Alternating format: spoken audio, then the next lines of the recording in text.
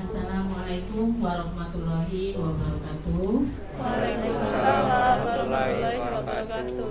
Selamat siang dan salam sejahtera bagi kita semua. Yang terhormat Kepala SMK Negeri 1 Tanjung Pandan dalam hal ini diwakili oleh Wakil Kepala SMK Negeri 1 Tanjung Pandan bidang kurikulum. Yang kami hormati Ibu narasumber kegiatan kita sosialisasi pada siang hari ini.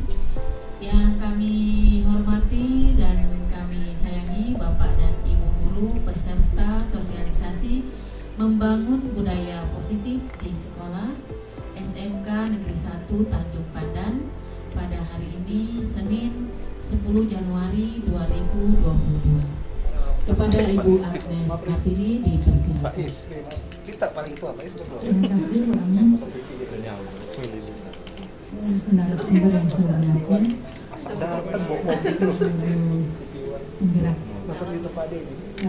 penggerak Ibu Ami sebagai pengelola acara, Bapak Ibu guru peserta sosialisasi membangun budaya positif di sekolah.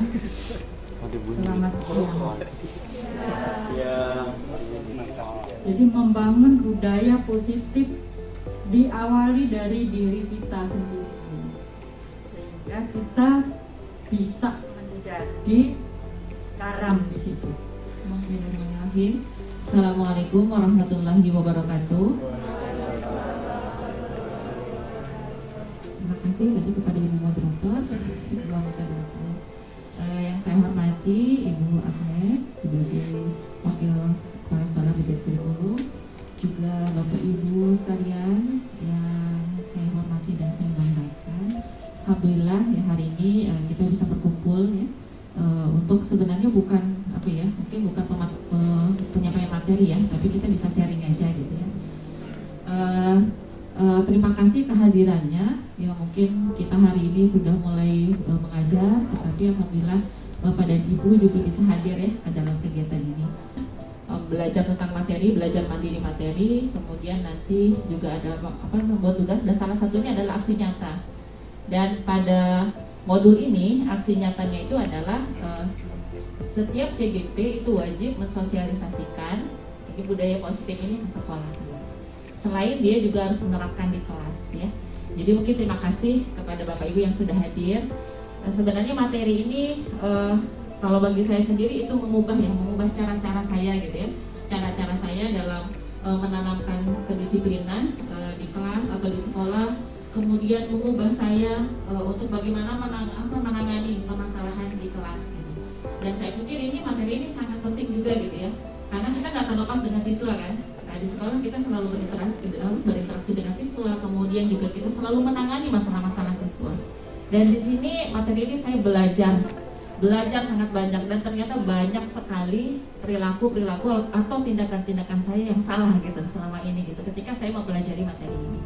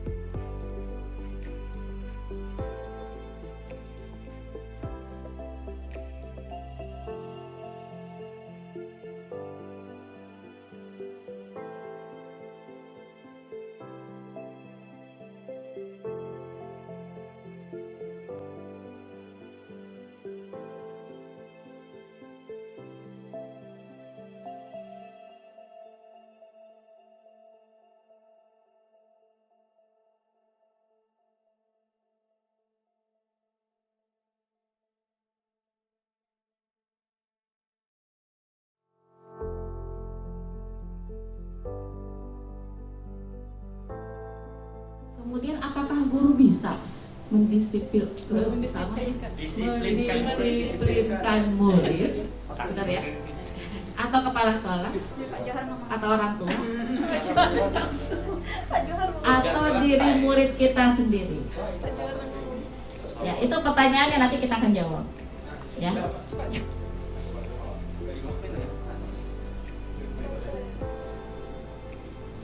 Nah, kalau tadi Bu Agnes memaparkan tentang pemikiran Ki Hajar Dewantara tentang pendidikan ya Bu ya, tujuan pendidikan.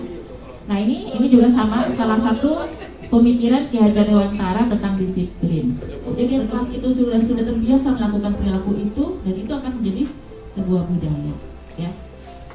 Seperti salah satu contohnya. Nah, kemudian apa sih maksudnya keyakinan kelas? Keyakinan kelas itu maksudnya seperti apa?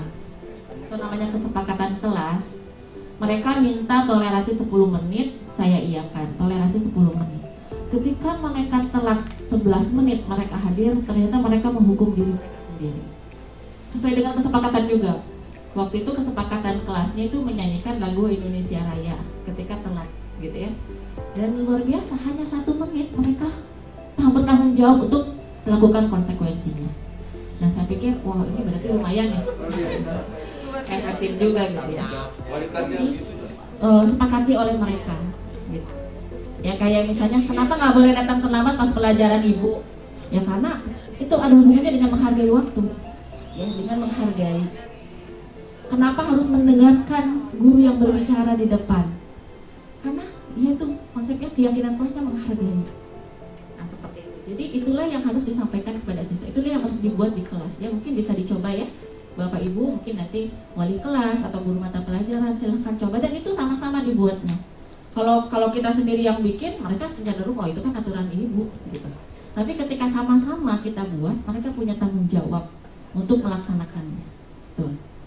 Kita coba sedikit-sedikit. Walaupun nggak akan langsung 100% ya. 100% dilakukan enggak gitu ya. Tapi kita akan coba.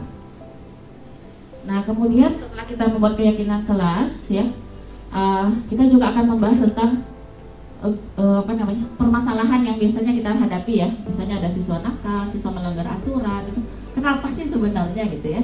Dan itu adalah makanan kita sehari-hari. Ya Bu Ina, Bu Ina suka curhat di perpus, saya juga suka curhat, dan kemudian kadang-kadang solusi yang kami lakukan juga kadang benar, kadang salah kita sama siswa ya. Nah itu kita akan pelajari ya. Misalnya kenapa sih siswa berbuat seperti itu gitu ya?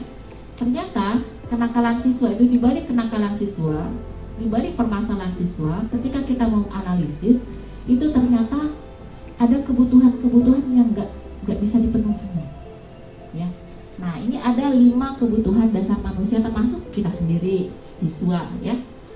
Jadi ada 5 kebutuhan dasar manusia, berinteraksi dengan siswa atau menanamkan kedisiplinan, menanamkan budaya positif kepada siswa. Maka ada beberapa posisi kontrol guru. Ini ada 5. Ya, ada 5. Yang pertama penghukum. Pernah nggak? Datang siswa ya, telat. Lalu kemudian tunggu kamu di luar. Kamu 2 kali tidak mengikuti pelajaran ibu, kau usah masuk lagi. Itu posisi penghukum. Saya pernah kayak gini? Pernah banget. Bahkan mungkin sampai sekarang saya nggak kreatif aja gitu. Apa sih cara lain untuk menangani anak ini selain untuk memberikan hukuman baru dia jerak kayak gitu. Jadi kita nggak kreatif gitu, baru kita melakukan seperti itu ya. Nah, jadi bagaimana tadi kata Pak Indar, bagaimana solusinya ketika menangani permasalahan anak? Ini boleh dicoba loh Pak Indar. Kalau ilmunya tahu nggak dicoba awas ya. Nah, itu dia menebus kesalahan mereka, bukan cuma itu. Tapi kita bisa mengembalikan siswa itu ke kelompoknya, ke teman-temannya dengan karakter yang lebih kuat lagi. Jadi selain mereka bisa menyelesaikan permasalahannya gitu ya, kita juga sedang membentuk karakter mereka. Nah itu yang restitusi ya, beda mungkin dengan tadi dengan misalnya siswa hanya menebus kesalahannya aja gitu ya. Kayak misalnya bermain game gitu ya, bermain game di dalam kelas, konsekuensinya apa? Konsekuensinya ya HP-nya ditahan sama gurunya 3 hari misalnya, kemudian dikembalikan, udah itu cuma menebus aja gitu ya. Tetapi restitusi itu bagaimana caranya setelah berbuat kesalahan siswa itu mempunyai karakter yang kuat gitu. Seperti itu. Nah gimana caranya? Ada 3 tahap yang harus kita lakukan.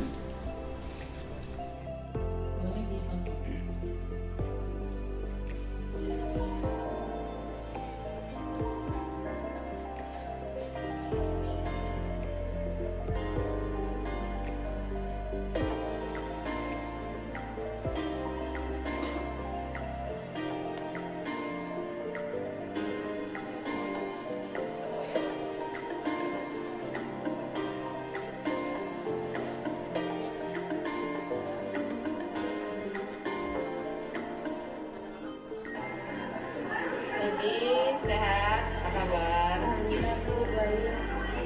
Ibu sebenarnya mau konfirmasi aja ya. Soalnya tadi Ibu kan dapat telepon dari Mama ya, dari Mama bilang Mama udah nitipin uang 120.000 bayar IPP. Nah, terus Ibu konfirmasi tuh sama bendaharanya gitu ya. Ternyata pas Ibu lihat ini bayar uang IPP-nya dari bulan November sampai Desember. Padahal Sastra mau dititipin ya. Nah, Ibu mau konfirmasi sama kamu apakah memang udah dibayarin atau belum. Terima kasih atas kesempatan yang diberikan kepada kami selaku guru, dan memang tidak terlepas dari ilmu yang Ibu berikan tadi. Ya. Dulunya memang intens hal-hal seperti ini, memang ketertarikan saya dulunya untuk home visit dan sebagainya. Cuman di ujung-ujung ini agak-agak berubah gitu ya. Takut sekali kadang-kadang terlalu dekat dengan kepribadian siswa gitu ya. Seperti itu. Jadi kadang-kadang ada cuek ya seperti itu. Dalam pengalaman kami di lapangan, Ibu ya, individunya memang beda-beda siswanya. Individunya beda-beda siswanya ya. Yang nyaman atau mudah diurus dan dikendalikan itu adalah siswa yang sudah terpanggil atas kegiatan tertentu. Tertentu gitu ya. Seandainya kita serius aktif di kegiatan kepramukaan, dari 350 siswa ada 50 siswa yang memang sukarela ingin ikut kegiatan itu, memang mudah mengendalikan ini, membentuk karakternya mudah, mendidiknya mudah, mengadakan sebuah kegiatan untuk tujuan bersama itu mudah betul, tidak susah gitu kan. Cuman dalam merangkum keberhasilan siswa, ketika 350 siswa hanya 50 siswa yang ikut, yang dilibatkan, yang mengikuti kegiatan tersebut gitu. Tapi ada 300 siswa yang tidak ikut gitu nanti ya. Ini yang saya alami gitu dalam berkegiatan gitu. Jadi mungkin ada perlu mungkin dari Bu nanti dapat gitu ya, dengan menganalisis metode-metode ini tadi, supaya tujuan kita ke depan ini bisa terbenahi. Apa kira-kira sarannya untuk hal-hal yang seperti itu? Itu yang pertama. Yang kedua, di dalam pembelajaran kelas tadi ya, memang iya gitu kan, karakter di kelas itu memang luar biasa istilahnya. Kelemahan saya sendiri gitu di kelas itu memang malas bermasalah gitu dengan siswa gitu. Malas sekali bermasalah dengan siswa, walaupun itu satu kelemahan dan itu satu kebaikan juga sebetulnya gitu ya. Pada waktu siswa melakukan salah, biasanya tidak saya vonis gitu kan.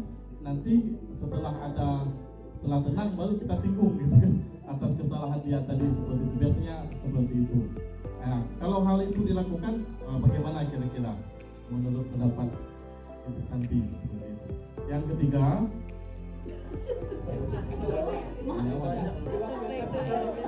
ketiga, saya ini jadi pendidik itu sebetulnya pernah dikatakan sebagai ulang bilu istilahnya kan.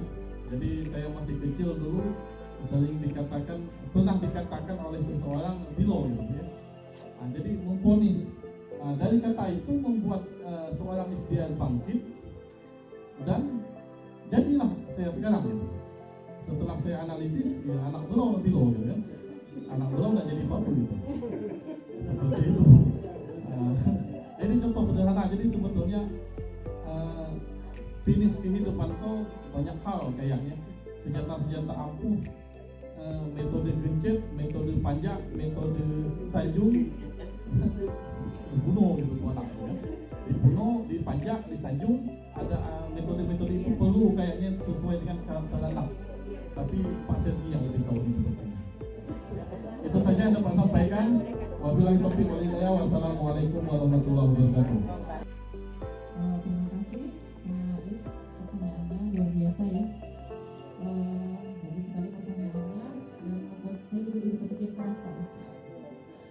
Karena jujur saja ya, mungkin betul tadi kata Pak Isdia ya, ketika misalnya ada 50, misalnya dari 350 orang, ada 50 orang aktif di pramuka, dan itulah sebenarnya yang bisa dibimbing karakternya gitu ya, yang sudah aktif di pramuka itulah. Dan saya juga memang mengalami ketika alumni-alumni yang berhasil dididik oleh Pak Isdian, itu luar biasa.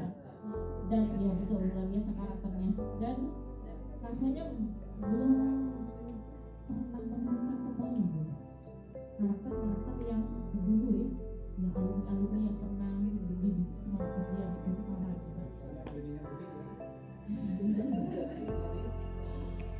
Itu Masya Allah gitu ya. Apa ya, sebenarnya ini PR ya Pak Is ya. Jujur aja, pertanyaan Pak Isdian itu adalah pertanyaan yang sama juga gitu di kepala saya. Kalau saya bertanyanya seperti ini, apa namanya, ketika kita membimbing siswa, kalau masalah saya gitu ya, menemani siswa, tadi seperti Pak Is mungkin ya, membimbing langsung, tapi ketika kita tinggalkan karena pekerjaan kita menuntut kita untuk berbuat di situ, hilang ya, aktivitas itu hilang. Nah kalau saya permasalahannya seperti itu, dan itu sering terjadi di sekolah kita. Contohnya kelasnya dulu siapa? Kelas BDP 1 itu ya, 11 BDP 1. Jangan itu contoh kerjanya, misalnya pot kembang itu ya. Ketika saya jadi wali kelasnya, pot kembangnya bagus, berbunga, sama OTKP juga. OTKP udah dikasih sumbangan. Ketika beliau ini menjadi wali kelasnya, itu ribut sekali gitu ya, di depannya tuh disiram, dirawat, berbunga. Tapi ketika kita udah jadi wali kelasnya, ternyata anak-anak tadi ya udah sembunyikan seperti itu gitu. Dan kalau saya pribadi Pak Is ya belum punya solusi sebenarnya untuk harusnya 350 orang itu karakter bagus gitu.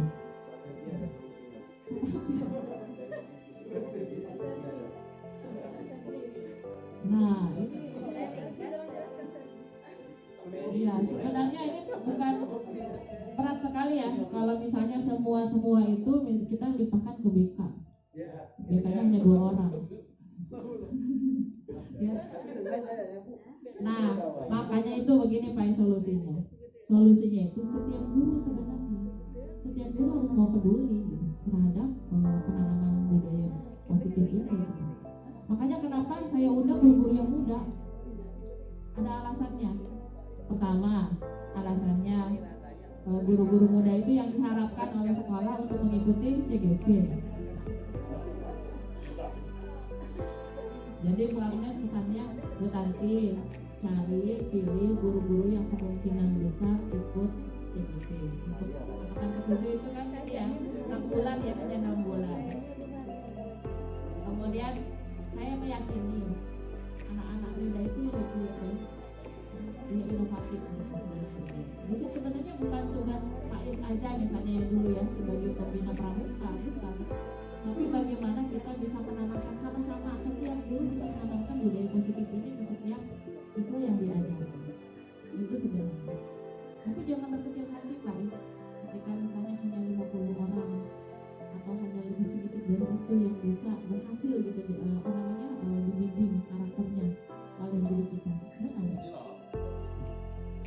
Sekarang ada guru langsung. Ya.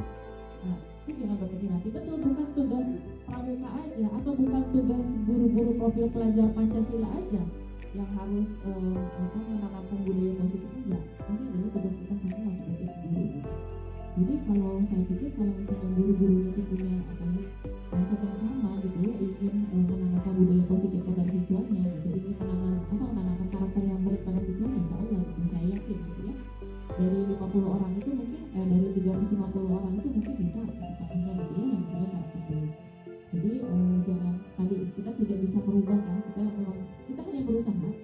tidak bisa merubah orang lain gitu. Tapi kita berusaha gitu ya untuk supaya bisa menanamkan karakter itu, walaupun nanti menanamkan karakternya yang tergantung diri anak-anak sendiri gitu. Seperti itu mungkin ya Pak Is. Jadi sama-sama menjadi PR kita semua sih sebenarnya ya untuk hal ini. Kemudian yang kedua, kita terkadang merasa mungkin masa bodoh gitu ya, gitu dengan permasalahan siswa gitu ya di kelas ya. Tadi kalau contohnya kata Bu Ami, ya udahlah, daripada misalnya masalah capek duluan ya manggil siswa ya kan, manggil siswa, nyelesain masalah manggil siswa gitu. Ya manusiawi.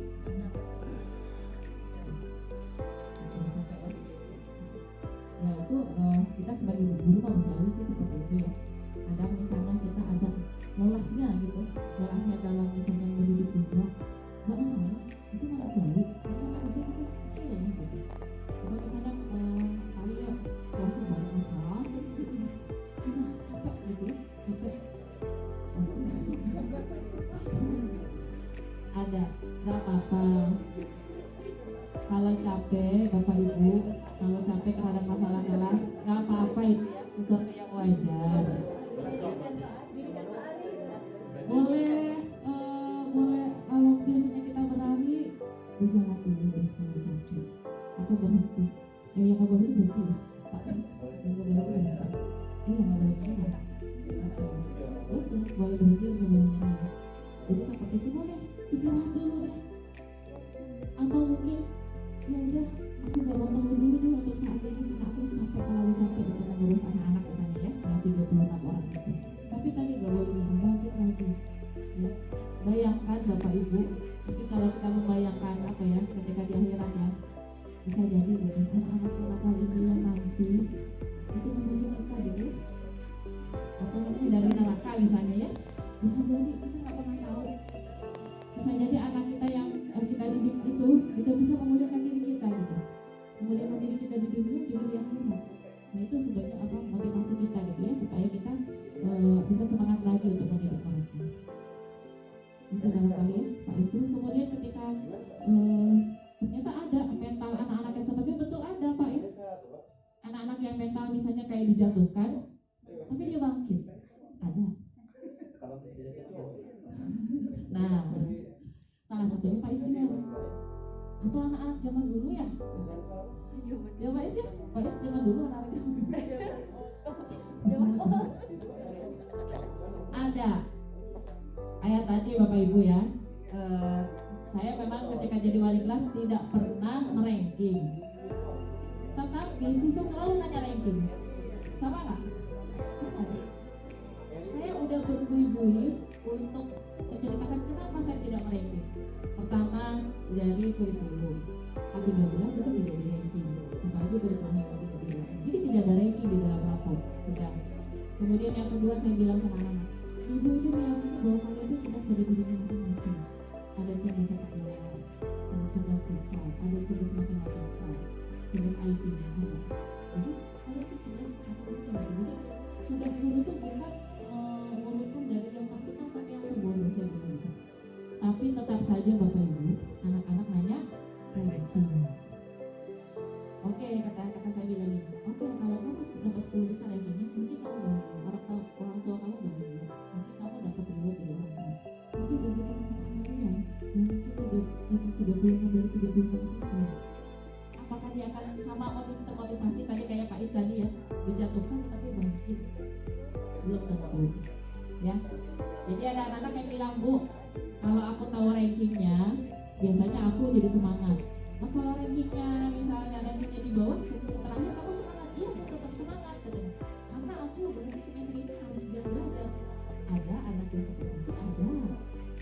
Seperti tadi Pak Is dijatuhkan tapi bisa bangkit, bisa menjadi seseorang pada saat ini.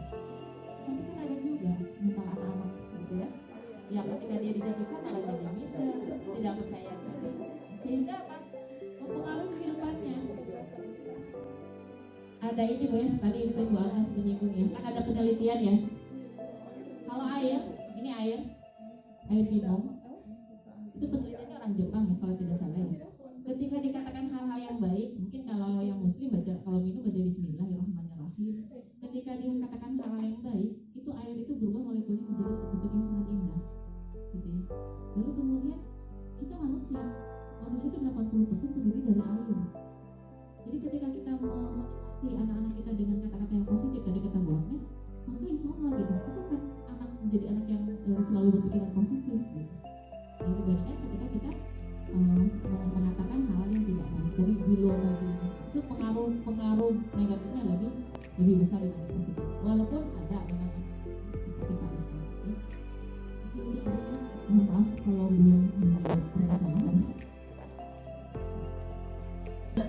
Oke, selamat sore semuanya. Paling yang kita lihat tadi itu 5 guru itu kita bakalan ada di posisi mana sih? Kita penghukum, teman, kemudian yang membuat rasa bersalah, manajer atau satunya pemantau. Sebenarnya kalau yang saya lihat ada kalanya kita menjadi penghukum pada kondisi-kondisi tertentu, karena realita yang terjadi di lapangan di masa depan ada nih yang ketika kita melakukan pelanggaran atau ibaratnya kesalahan gitu ya, ada kalanya kita dihukum gitu. Jadi itu juga, tapi ketika kita menghukum siswa perlu ditekankan juga bahwa hukuman ini bukan untuk ibaratnya membuat jerah, tapi ini menjadi pelajar bedanya menjadi konsekuensi dari apa yang kita lakukan gitu. Kalau ada juga yang ketika kita berperan sebagai teman, anak mungkin lebih merasa nyaman, tapi ada juga dia malah melunjak karena kita menganggap santai pembicaraan kita, mungkin obrolan kita seperti itu. Jadi kita tuh guru harus benar-benar idealnya adalah mengetahui karakter siswa, tapi kan dengan jumlah siswa yang kita segitu banyaknya mungkin sangat-sangat terbatas gitu. Tapi ketika benar tadi Bu Tanti, ketika kita punya komitmen, masing-masing guru punya komitmen, ya satu persatu mungkin kita bisa bantu gitu ya. Kemarin saya sebagai guru agama ya sedikit kurang kurang nyaman ketika ada anak yang nakal nih. Bu Suni, anaknya di kelas gimana? Ini di kelas saya gini misalnya, atau ini dia bermasalah, Bu Suni tolong dibantu. Ya, kita sebagai guru agama memang ya menerapkan khususnya moral, tapi itu adalah tanggung jawab kita bersama gitu loh, karena apa yang kita ajarkan di pembelajaran kembali lagi ke kelas, kembali lagi ke keluarga, itu akan berbeda lagi gitu sih. Jadi saya nggak bertanya, saya cuma mau mengajak kita semua, termasuk saya mungkin masih tidak konsisten dalam menerapkan budaya positif, tapi kita sama-sama belajar komitmen dengan, pasti teman-teman juga sudah kok melakukan itu tanpa kita sadari ya kan, tapi konsistensinya sampai mana ya. Jadi ayo kita sama-sama belajar, sama-sama memposisikan kita di posisi yang mana, di peran yang mana, sehingga bisa menerapkan budaya positif di sekolah gitu aja. Terima kasih. Terima kasih kepada Bu Sini, luar biasa ya pertanyaannya. Ya betul tadi ya. Jadi sebenarnya memang ketika kita melihat posisi kontrol guru ini, itu yang terbaik itu adalah posisi manajer. Yang terbaik. Walaupun ini tadi tergantung situasi tadi ya. Kenapa terbaik? Karena di sini selain siswa itu kita ajak dibuat kondisi siswa itu jadi menyadari kesalahannya pertama, kemudian dia juga bisa menebus kesalahannya. Bukan cuma itu berhenti sampai situ, tetapi kita bisa membentuk karakter siswa itu ketika dia berbuat salah gitu. Setelah berbuat salah, ternyata bonusnya penanaman karakter tadi gitu. Tetapi terkadang yang memang tergantung karakter siswa juga gitu ya. Kayak misalnya kalau dari posisi manajer itu kan kita lebih menstimulus supaya siswa itu cerita, kemudian menemukan solusi terhadap permasalahannya. Tapi kalau karakter siswanya pendiam, Ya nggak? Kan pernah ya, mungkin pernah Bapak Ibu berinteraksi dengan siswa yang kita tanya nggak ngomong, itu kenapa dia? Itu aku paling mati gaya banget gitu ya. Iya. Ada. Iya. Dia tuh misalnya punya permasalahan, misalnya cara masuk, tapi ketika kita akan akan melakukan tadi ya, mungkin ngajak ngobrol, itu nggak ngomong. Ya kita nggak bisa ambil posisi sebagai manajer tuh nggak bisa, karena karakter anaknya juga diam. Gitu. Mungkin kita ambil posisi bisa gitu ya, memantau, atau bahkan membuat orang merasa bersalah misalnya ya. Jadi kita yang lebih aktif gitu. Sebenarnya kita harus terus berusaha menjadi posisi kontrol guru yang tertinggi ini levelnya sebagai manajer. Tetapi kembali lagi kita lihat juga karakter siswa. Kayak gitu. Nah kalau di sini udah ada ya tentang bagaimana misalnya posisi penghukum di sini ya.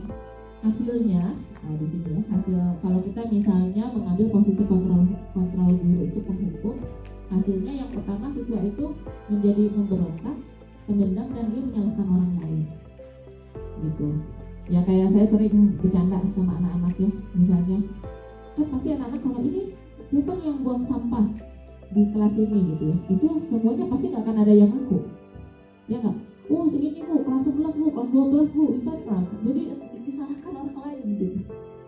Jadi saya mikir juga waktu saya dapat materi ini, jangan-jangan mungkin dari awalnya, mungkin dari sejak SD, SMP, mungkin dia sering seperti itu gitu ya, ke guru-gurunya atau mungkin bahkan orang tuanya berlaku sebagai penghukum, sehingga dia mudah sekali menyalahkan orang lain gitu. Saya pikir seperti itu.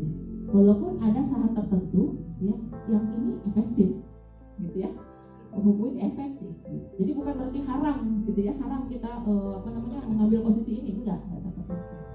Kemudian di sini membuat orang merasa bersalah, hasilnya itu bagaimana? Hasilnya dia menyembunyikan sesuatu, menyangkal, juga berbohong, ya, bisa jadi seperti itu. Dan kemudian ketika kita berperilaku kontrol sebagai teman tadi, itu murid akan ketergantungan sama kita. Jadi nggak akan nurut kalau misalnya sama guru lain gitu. Kalau kita sebagai pemantau, hasilnya seperti apa? Dia hanya menyesuaikan diri, itu biar diawasi.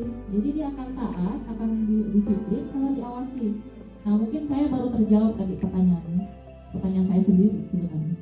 Kenapa ketika kita melakukan sebuah aktivitas, ketika kita bersama-sama anak-anak, ya mendampingi anak-anak semangat gitu untuk melakukan aktivitas tadi. Tapi ketika kita tidak mengawasi mereka hilang aktivitas itu. Ternyata mungkin di sini dan saya masih sebagai posisi sebagai pemantau gitu ya. Jadi anak hasilnya ya seperti ini gitu. Nah yuk kita sama-sama tadi seperti di sini mengajak kita semua sama-sama ya berkomitmen, kita coba gitu bagaimana kita mengambil posisi sebagai posisi level tertinggi tadi sebagai manajer gitu. Saya jujur aja belum tahu juga hasilnya karena materi ini juga baru dan kemudian baru akan saya terapkan gitu ketika di semester ini. Jadi, kalau kita sama-sama tadi punya komitmen sama-sama untuk menanamkan budaya positif ini dan semuanya guru seperti itu, insya Allah karakter baik itu akan tertanam ya. Itu mungkin ya Bu ya. Terima kasih.